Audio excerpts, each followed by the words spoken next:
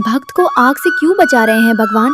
तीनों लोकों में उस समय एक ही नाम का डर था, हिरण्यकश्यप। उसकी शक्ति इतनी बढ़ चुकी थी कि देवता तक उससे टकराने की हिम्मत नहीं करते थे। अपने वरदान के घमंड में डूबा वो एक दिन अपने भव्य राज दरबार में बैठा था। चारों ओर मंत्री, सैनिक और प्रजा सिर झुकाकर खड़े थे। तभी उसने भारी आवाज में घोषणा की कि आज से पूरे राज्य में किसी भी भगवान की पूजा नहीं होगी। अगर कोई भगवान है तो वो स्वयं हिरण्यकश्यप है। उसके अलावा किसी का नाम लिया गया तो सजा केवल एक होगी, मृत्यु। राजा का आदेश था, इसलिए तुरंत पूरे नगर में ढिंडोरा पिटवा दिया गया। लोग डर गए। जिन्होंने जीवन भर भगवान का नाम लिया था वे भी अब छिपकर जीने लगे। किसी में इतनी हिम्मत नहीं थी कि उस अत्याचारी राजा के खिलाफ बोल सके। महल में सब कुछ शांत दिख रहा था, लेकिन उसी समय नियति एक ऐसी लीला रच रही थी जिसे हिरण्यकश्यप का अहंकार भी नहीं रोक सकता था। क्योंकि उसी महल में जन्म लेने वाला था एक बालक जो आगे चलकर भगवान की भक्ति की सबसे बड़ी मिसाल बनने वाला था। महल के अंदर उसी समय एक और घटना घट रही थी। हिरण्यकश्यप की रानी कयाधु अपने कक्ष में भगवान से प्रार्थना कर रही थी कि उसका होने वाला पुत्र धर्म के मार्ग पर चले और सच्चाई का साथ दे। कुछ समय बाद महल में खुशखबरी फैल गई। राजमहल में पुत्र का जन्म हुआ है। पूरे राज्य में उत्सव मनाया जाने लगा। नगारे बजने लगे, सैनिक खुशखबरी सुनाने दौड़ पड़े। जब ये समाचार हिरण्यकश्यप तक पहुंचा तो वो भी प्रसन्न होकर तुरंत रानी के कक्ष में आया। उसने बच्चे को देखा और गर्व से मुस्कुराया। लेकिन उसी क्षण उसने रानी से एक कठोर बात कही। उसने कहा कि ये बालक बड़ा होकर किसी भगवान की भक्ति नहीं करेगा, ये केवल अपने पिता को ही भगवान मानेगा। रानी चुप रही, पर उसके मन में कुछ और ही चल रहा था। उसने मन ही मन प्रार्थना की कि उसका पुत्र सत्य का मार्ग चुने। समय धीरे धीरे बीतने लगा और वही बालक जिसका नाम प्रहलाद रखा गया था बड़ा होने लगा। महल में पला बढ़ा वो बालक बाकी बच्चों से बिल्कुल अलग था। उसकी आंखों में एक अजीब सी शांति थी, जैसे उसके मन में किसी अदृश्य शक्ति का भरोसा हो। समय बीतता गया और छोटा सा प्रहलाद धीरे धीरे बड़ा होने लगा। एक दिन वो महल के गलियारों में खेलते खेलते अपने पिता की सभा के पास पहुंच गया। अंदर दरबार लगा हुआ था। सैनिक एक आदमी को पकड़कर लाए थे और वो डर से कांप रहा था। हिरण्यकश्यप ने कठोर स्वर में पूछा कि इसका अपराध क्या है। मंत्री ने सिर झुकाकर कहा कि यह व्यक्ति छिपकर भगवान का नाम ले रहा था। इतना सुनते ही राजा का चेहरा क्रोध से लाल हो गया। उसने गर्जना करते हुए कहा कि क्या इसे मेरे आदेश का पता नहीं? इस राज्य में किसी और भगवान का नाम लेना अपराध है। वो व्यक्ति रोते हुए कहने लगा कि उसने किसी का बुरा नहीं किया, बस भगवान को याद किया है। उसकी बात सुनकर भी हिरण्यकश्यप का दिल नहीं पसीजा। उसने उसे मृत्यु की सजा सुना दी। ये सब प्रहलाद दूर खड़ा देख रहा था। उसके मन में एक सवाल बार बार उठने लगा। अगर उसके पिता ही भगवान हैं, तो फिर लोग किसी और को क्यों पुकारते हैं? उसी उलझन के साथ वो धीरे धीरे अपनी माँ के कक्ष की ओर चल पड़ा, क्योंकि अब उसके मन में भगवान के बारे में जानने की तीव्र इच्छा जाग चुकी थी। प्रहलाद अपनी माँ के पास पहुंचा तो उसके चेहरे पर गहरी जिज्ञासा थी।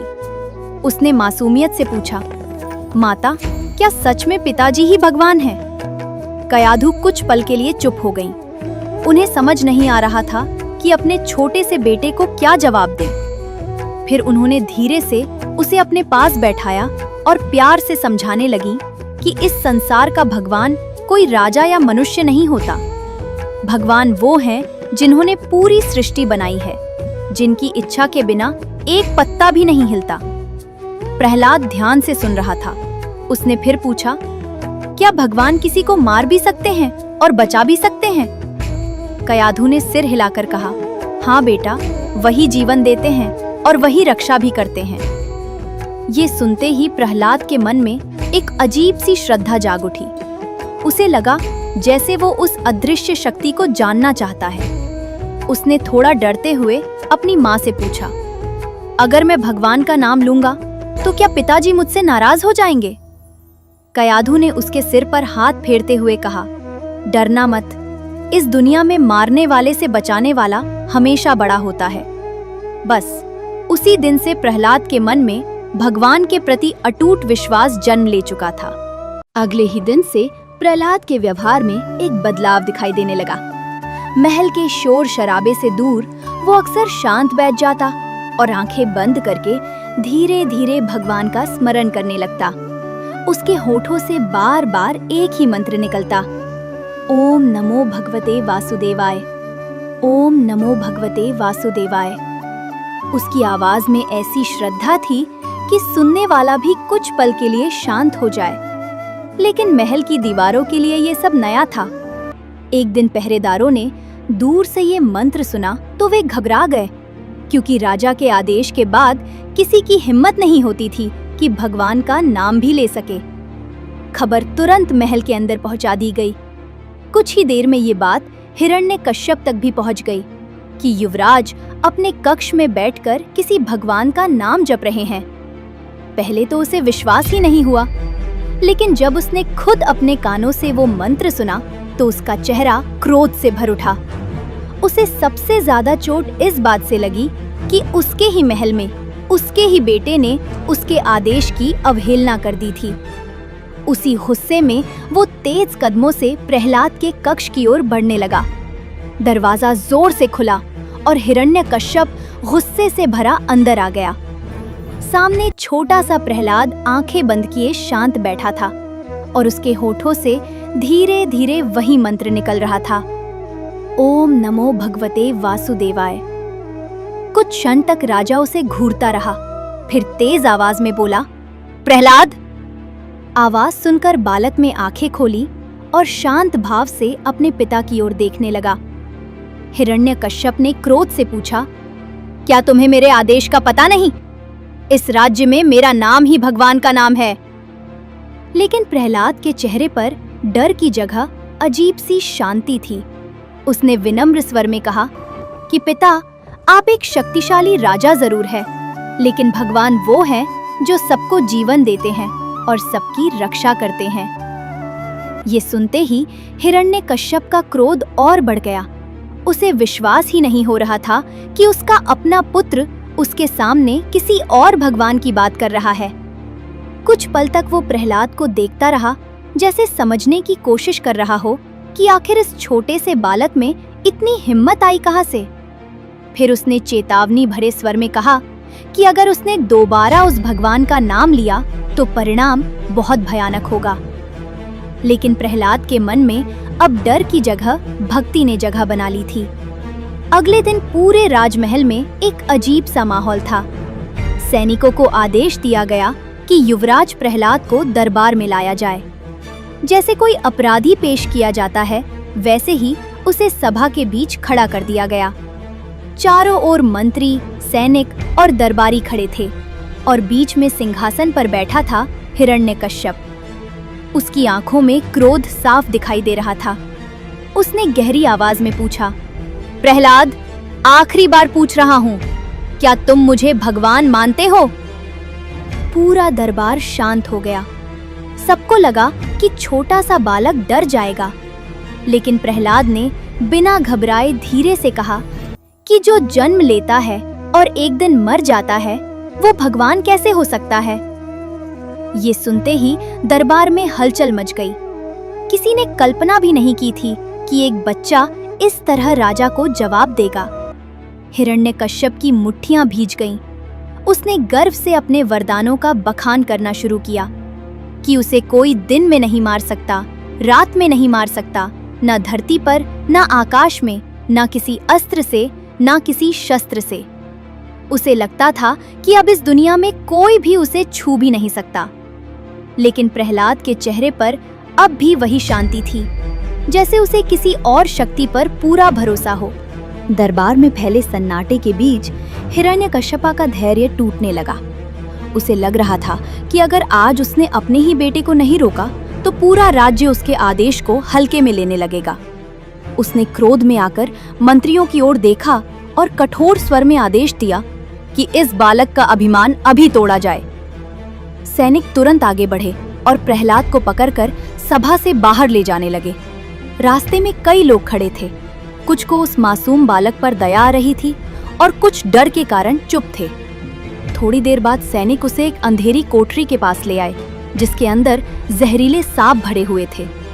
महामंत्री ने आखिरी बार उसे समझाने की कोशिश की कि अगर वह अभी भी राजा को भगवान मान ले तो उसकी जान बच सकती है, लेकिन प्रहलाद के चेहरे पर डर का नाम भी नहीं था।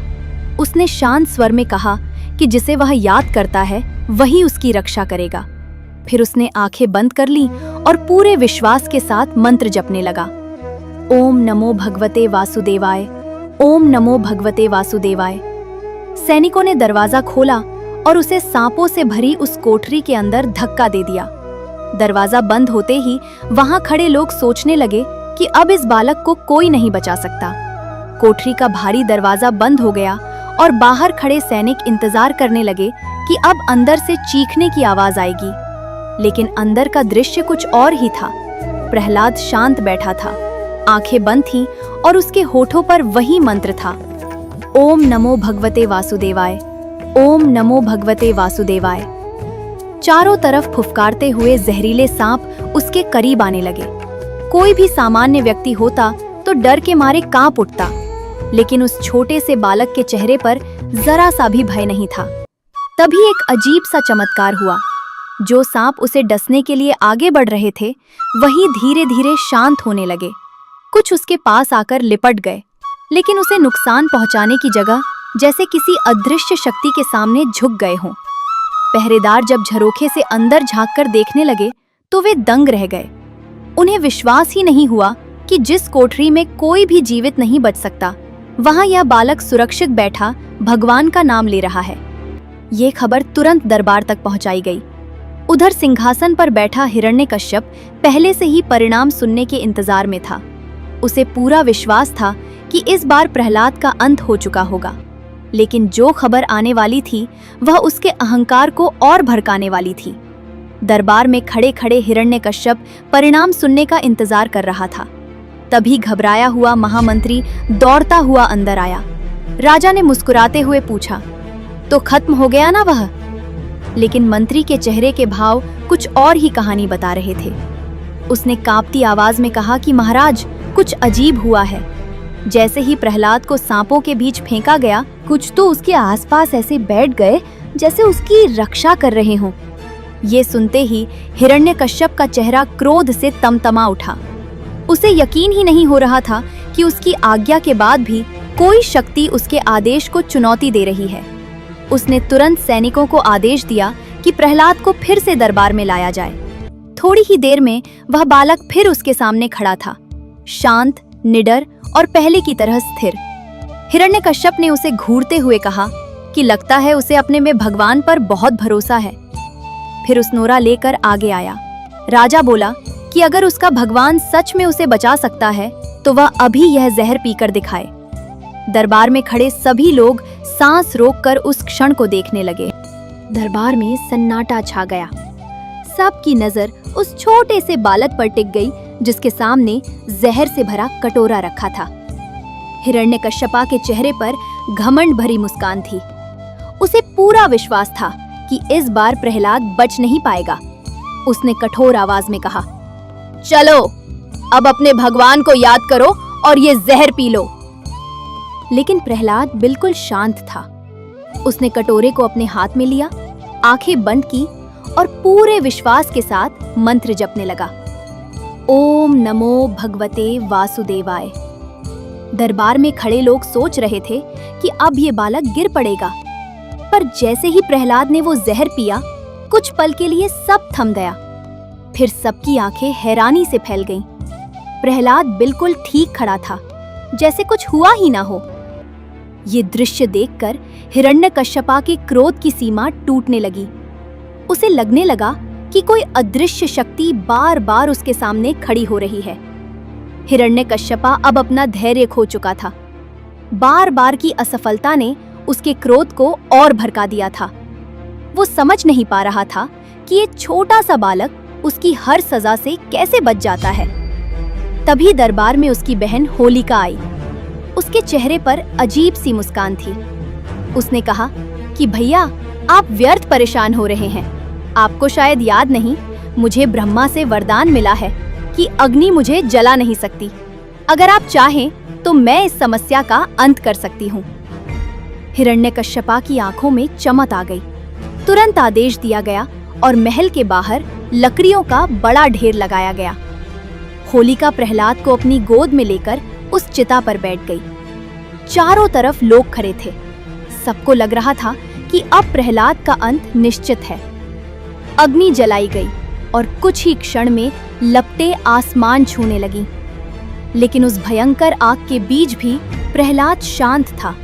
उसकी आंखें बंद थीं और उसके होठों पर वही मंत्र था, ओम नमो भगवते वासुदेवाय।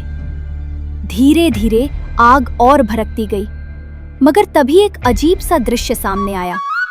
जिसे अग्नि से कभी न जलने का वरदान था, वही होलिका जलने लगी और जो बालक आग में बैठा था वो सुरक्षित रहा।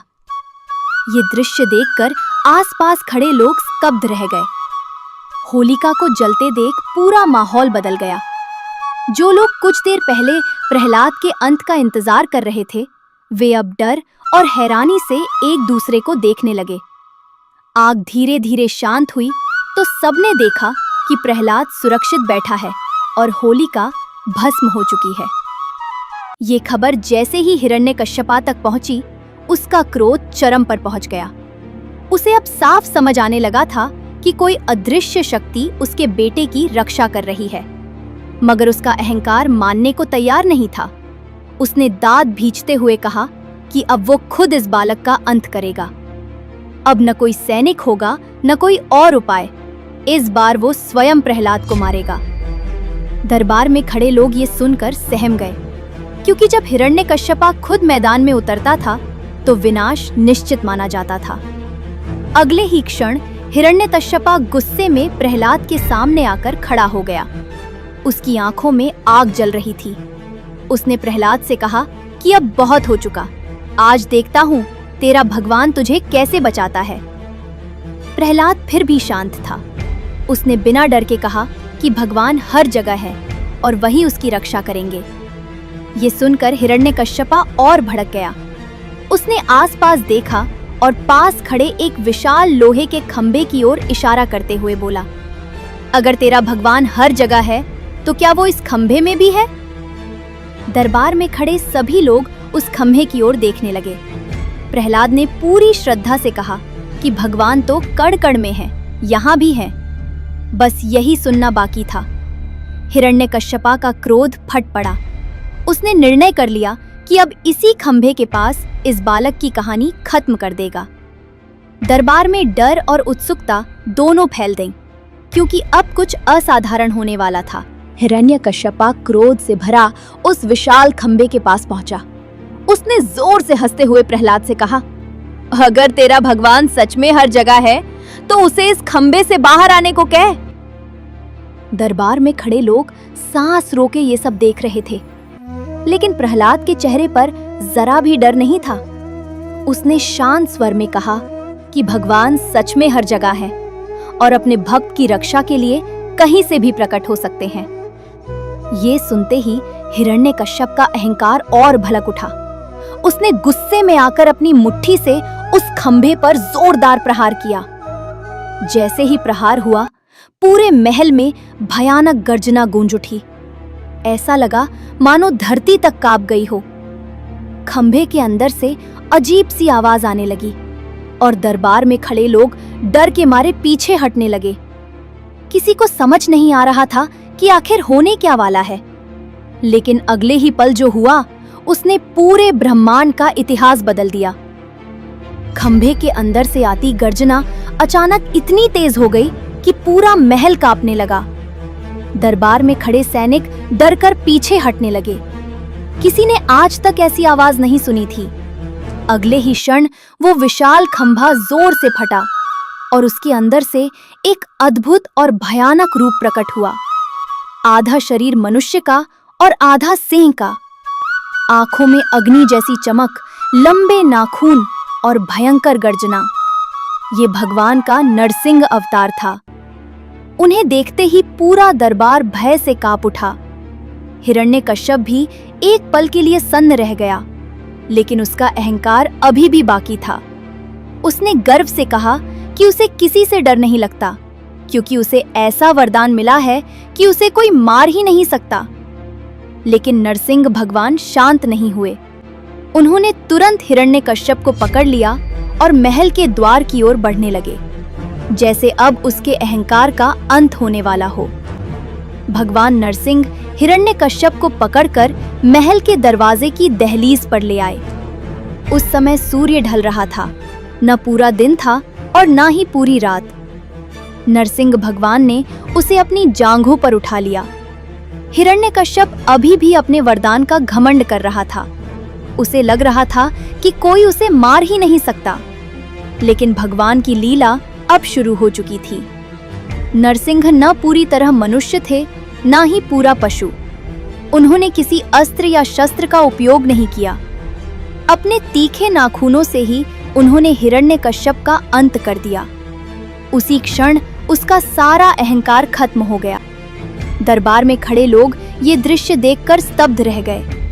जिस राजा से पूरा संसार डरता था, उसका अंत कुछ ही क्षणों में हो चुका था। अब वहां केवल भगवान की गर्जना और प्रहलाद की अटूट भक्ति की जीत दिखाई दे रही थी। हिरण्यकश्यप के अंत के बाद भी भगवान नरसिंह का क्रोध शांत नहीं हो रहा था। उनकी गर्जना से पूरा महल कांप रहा था। देवता भी दूर खड़े थे। किसी की हिम्मत नहीं हो रही थी कि उनके पास जाए। तभी छोटा सा प्रहलाद धीरे धीरे आगे बढ़ा। उसके चेहरे पर डर नहीं, बल्कि गहरी श्रद्धा थी। वो भगवान के सामने जाकर हाथ जोड़कर खड़ा हो गया और विनम्र भाव से बोला, प्रभु।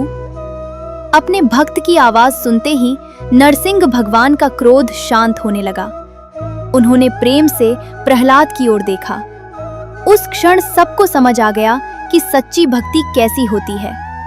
भगवान ने प्रहलाद को आशीर्वाद दिया और कहा कि उसकी भक्ति ने अधर्म का अंत कर दिया। जिस बालक को दुनिया कमजोर समझ रही थी, उसी की श्रद्धा ने भगवान को धरती पर आने के लिए मजबूर कर दिया। तभी से ये कथा हमें सिखाती है कि सच्चे मन से की गई भक्ति के सामने सबसे बड़ा अहंकार भी टिक नहीं सकता। अगर आपको ये कथा अच्छी लगी हो तो इसे जरूर शेयर करें और भगवान का नाम जरूर लें।